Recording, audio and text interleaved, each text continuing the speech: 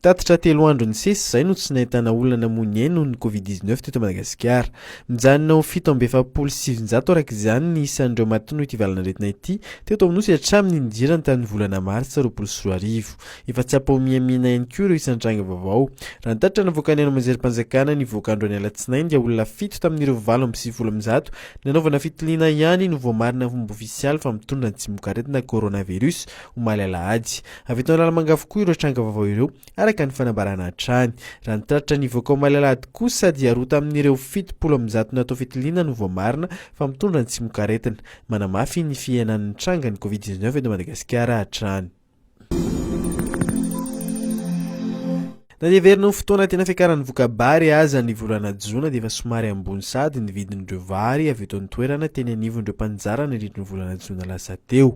Raha ny tatitra navoaka ny sehatra fanaraha-mason'ny vary dia ny ohatran'ny R2 ny salam-bidin'ny vary avy eto an-toerana iray kilao amin'ny faritra tsy dia mpamokatra vary. Nahatratra 700 mahery mihitsy aza izany vidiny izany tany amin'ny faritra Androy.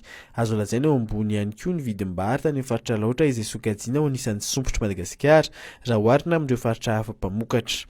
Raha ny fanazavana avy amin'ny sehatra fanaraha-mason'ny vary na ny observatoire du riz dia anisan'ny antony nalafo kokoa ny vary tamin'ny volana Jolay ny fisian'ny mpijirika eo amin'ny vary. Ny fiainan'ny vokatra tany amin'ny faritra sasany noho ny tsy fanampian'ny orana sy ny haintany ka mahatonga ny mpamboly hitahiry ny vokabariny. Eo ihany koa ny fiakaran'ny saran'ny fitaterana.